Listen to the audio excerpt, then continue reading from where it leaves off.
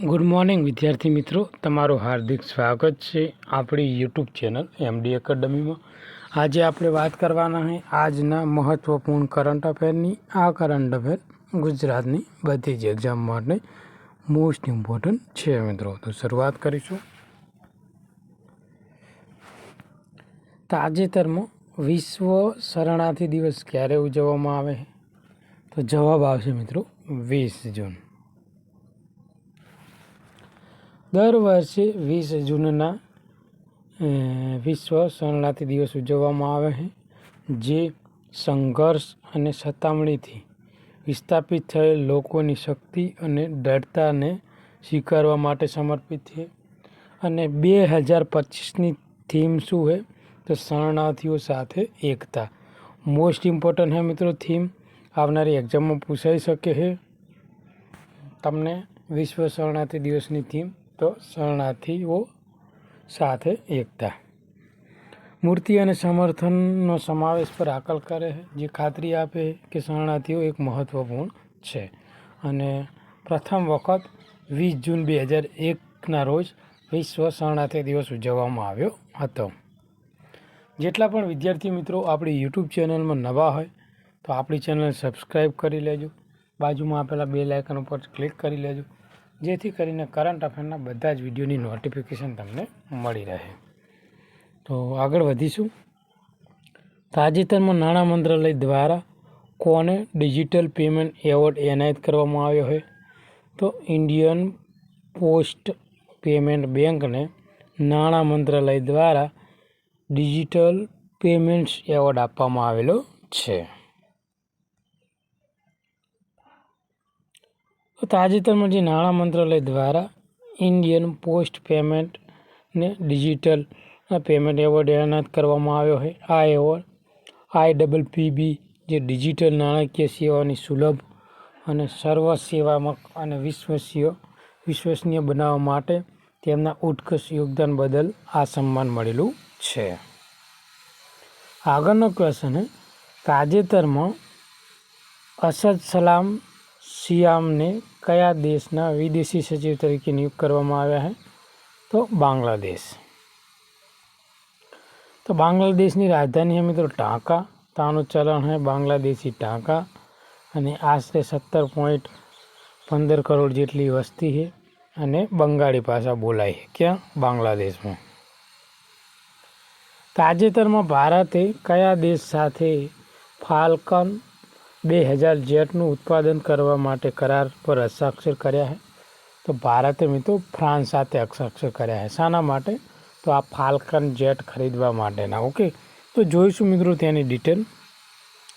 તો તાજેતર ભારત અને ફ્રાન્સ વચ્ચે ફાલ્કન 2000 જેટ ઉપર ઉત્પાદન ઉપર હસ્તાક્ષર થયા છે, અને ભારતમાં આ કરાર જે HAL એટલે કે હિન્દુસ્તાન એરોનોટિક્સ લિમિટેડ દ્વારા ફાલ્કન 2000 એક્ઝિક્યુટિવ જેટ ફ્યુઝેલ જે વિમાનનું મુખ્ય બોડીનું ઉત્પાદન કરવામાં આવશે। અને આ જે છે મિત્રો મેક ઇન ઇન્ડિયા પહેલને પ્રોત્સાહન આપવા માટે એક મહત્ત્વપૂર્ણ પગલું છે। ફાલ્કન 2000 એક ફ્રેન્ચ કંપની જે દસોલ્ટ એવિએશન દ્વારા મિત્રો ઉત્પાદન કરતું એક લોકપ્રિય બિઝનેસ જેટ છે, તેમની ફાલ્કન બિઝનેસ જેટ લાઇન એક મહત્વપૂર્ણ સભ્ય છે। તો મિત્રો ભારતે ફ્રાન્સ સાથે આ કરાર કરેલા છે મિત્રો। તો આગળનો ક્વેશ્ચન છે, તાજેતરમાં સમાચારમાં રહેલું ઇડુક્કી વન્યજીવન અભયારણ્ય કયા રાજ્યમાં આવેલું છે મિત્રો? તો જવાબ આવશે કેરળ। ક્યાં આવેલું છે? કેરળમાં। તાજેતરમાં કેન્દ્ર સરકારે દેશના વિવિધ ભાગોમાં કેટલીક ડ્રાઇવિંગ તાલીમ શાળાઓ ખોલવાનો નિર્ણય લીધો છે? તો 2000 જેટલી મિત્રો દેશમાં આ ડ્રાઇવિંગ સ્કૂલો ખોલવાનો નિર્ણય લેવામાં આવેલો છે। તાજેતરમાં કયા રાજ્યની હાઈકોર્ટે સિંગલ યુઝ પ્લાસ્ટિક વસ્તુઓ ઉપર પ્રતિબંધ મૂક્યો છે? તો તેમાં પણ જવાબ આવશે કેરળ। તો કેરળ રાજ્યની જે હાઈકોર્ટ છે તો સિંગલ યુઝ પ્લાસ્ટિક ઉપર પ્રતિબંધ મૂકવામાં આવેલો છે મિત્રો। તાજેતરમાં કઈ યુનિવર્સિટીએ અનુસૂચિત જનજાતિના વિદ્યાર્થીઓ માટે તાલીમ આપવા માટે જય હિન્દ યોજના શરૂ કરી છે? તો જવાબ આવશે મિત્રો દિલ્હી યુનિવર્સિટી. કયું? દિલ્હી યુનિવર્સિટી મિત્રો જય હિન્દ યોજના શરૂ કરી છે. તો તાજેતરમાં દિલ્હી યુનિવર્સિટીએ અનુસૂચિત જનજાતિ એટલે કે શિડ્યુલ ટ્રાઇબલ જે હે મિત્રો ના વિદ્યાર્થીઓ માટે જય હિન્દ યોજના શરૂ કરી છે. અને મિત્રો આ જે જય હિન્દ યોજના હે મિત્રો તેનું ફૂલ ફોર્મ હે, તો મિત્રો તેનું ફૂલ ફોર્મ હે जनजाति impressive holistic intervention for novel development. Okay, તેનો ઉદ્દેશ શું છે કે અનુસૂચિત જનજાતિના વિદ્યાર્થીઓને ડિજિટલ શિક્ષણ અને ઉચ્ચ શિક્ષણ માટે ખાસ કરીને જે કોમન યુનિવર્સિટી એન્ટ્રન્સ સંબંધિત તાલીમ આપવાનો અને સશક્ત બનાવવાનો આનો મહત્વપૂર્ણ હેતુ છે મિત્રો. તાજેતરમાં MIT પ્રથમ ભારતીય મૂળના પ્રોવોસ્ટ કોણ બન્યા છે? તો જવાબ આવશે મિત્રો અનંથા ચંદ્રકાંસન. તો મિત્રો MIT એટલે મેસેચ્યુસેટ્સ ઇન્સ્ટિટ્યૂટ ઓફ ટેકનોલોજીમાં પ્રથમ ભારતીય મૂળના જે પ્રોવોસ્ટ જે અનંથા ચંદ્રકાંસન બન્યા છે, જે 1 જુલાઈ 2025થી પદ સંભાળવાના છે અને તેઓ હાલના MIT સ્કૂલ ઓફ એન્જિનિયરિંગના ડીન અને ઇનોવેશન એન્ડ સ્ટેટ ઓફિસર તરીકે સેવા આપી રહ્યા છે મિત્રો. આગળનો ક્વેશ્ચન છે કે તાજેતરમાં નાગરિક ઉડ્ડયન મંત્રાલયની સલામતી, મુસાફરોની સુવિધા અને જે એરલાઇન કામગીરી અંગેની સમીક્ષા બેઠક ની અધ્યક્ષતા કોણે કરી છે?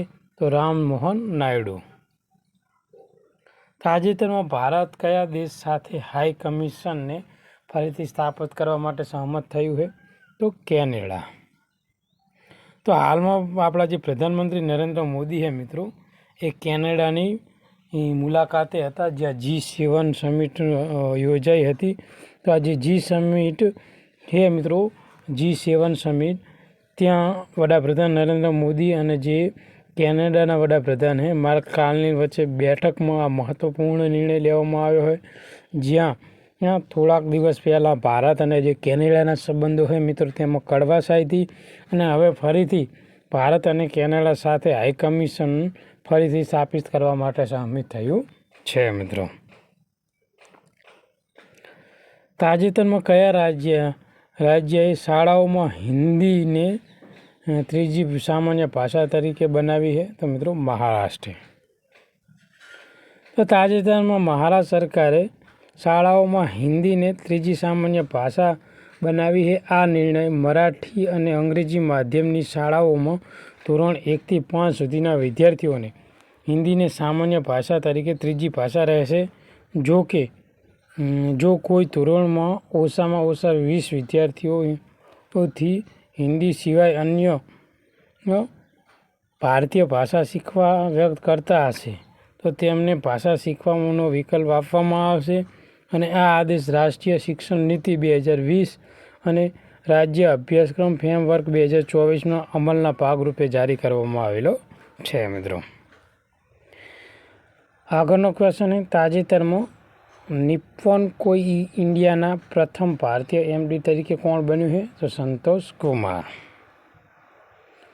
તાજેતરમાં આંતરરાષ્ટ્રીય ઉર્જા એજન્સીના અહેવાલ મુજબ કયો દેશ વિશ્વનો સૌથી ઝડપી વીજળી ઉત્પન્ન કરતો ત્રીજો દેશ બન્યો છે? તો ભારત.